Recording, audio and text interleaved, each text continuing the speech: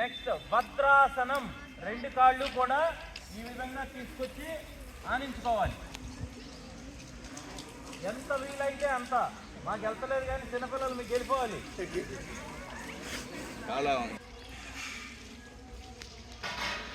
స్ట్రైట్గా.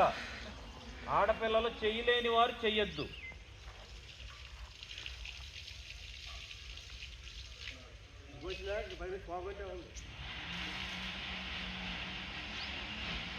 లెక్క పెట్టుకోండి మనసులో. 10 నెంబర్స్ లెక్క పెట్టుకోండి మనసులో.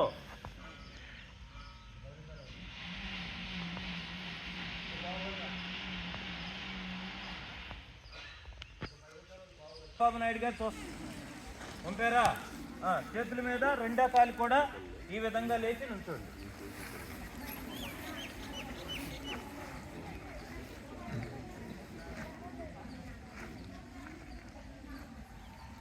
ఉంటున్నారా? మీరు ఎప్పుడైనా గుర్తుపెట్టుకోండి, మన వెన్నుముక ఎప్పుడూ వంచకూడదు. వెన్నుముక స్ట్రైట్గా ఉంటేనే మనం చేసే యాక్టివిటీ కరెక్ట్గా ఉంటుంది. ఇప్పుడు ఏం చేయాలంటే ఇలా వెనక్కి వాలి చక్కగా మన మడాల మీద కూర్చోండి.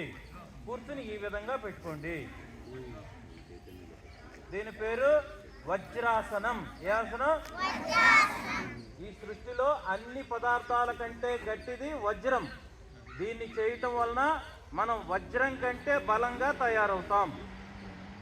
భోజనం తరువాత వెయ్యదగ్గ ఒకే ఒక్క ఆసనం ఇదే.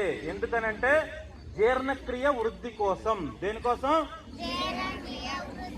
అంటే మనం భోజనం చేసింది అరగటం.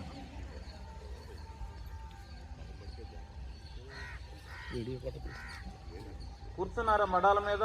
ముందుకు వంగుతున్నారు. ముందుకు వంగొద్దు, స్ట్రైట్ గా ఉండండి. ఈ విధంగా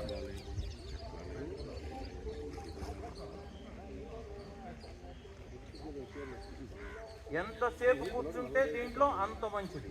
ఓకేనా?